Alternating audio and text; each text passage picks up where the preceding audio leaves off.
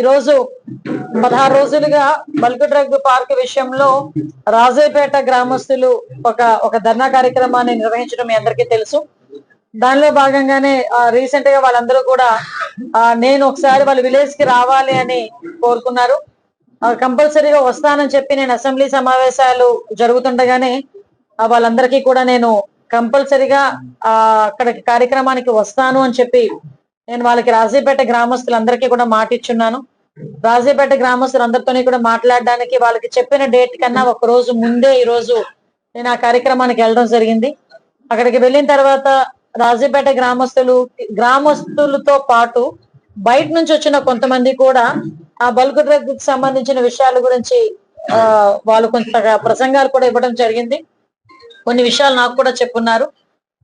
Overall గా విషయం ఏంటంటే వాళ్ళందరూ కూడా కొంత భద్రతా భావంలోని, కొంత అమాయకత్వంతో, కొంతమంది రెచ్చగొట్టి అలాంటి పరిస్థితిలోని ఓవరాల్ గా ఏమైనా కూడా వాళ్ళందరికీ మంచి జరగాలని కోరిక మీద అయితే వాళ్ళందరూ ఉన్నారు. నేను అదైతే చాలా క్లారిటీగా ఉన్నాను. సో దాని మీద వాళ్ళందరికీ కూడా నేను వాళ్ళందరితో ఇక్కడ మాట్లాడడం జరిగింది. మాట్లాడిన తర్వాత యాక్చువల్ గా నేను కూడా వాళ్ళందరికీ కూడా ఒకటే నేను చెప్తున్నానండి, ఈ రోజు రాజీపేట గ్రామానికి అనకూడదు కానీ తెలుగుదేశం పార్టీకి కంచుకోట గ్రామం. 2014-19లో కూడా 1000 మెజార్టీ ఇచ్చిన గ్రామం. మొన్న రీసెంట్ ఎలక్షన్స్ లో కూడా ఒక మంచి మెజార్టీ ఇచ్చిన గ్రామం. 2019-20లో కూడా తెలుగుదేశం పార్టీకి మెజార్టీ వచ్చిన గ్రామం.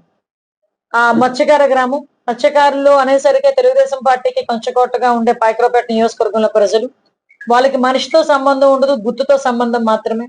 తెలుగుదేశం పార్టీ సింబల్ కనిపిస్తే చాలు వాళ్ళు ఓటేసుకుని వెళ్ళిపోయేంత మంచి మనుషులు. అదేవిధంగా వాళ్ళందరినీ కూడా ఏ రోజైనా వాళ్ళందరినీ ఇబ్బంది పెట్టే పరిస్థితి కూడా మాకు ఎప్పుడు ఉండదు.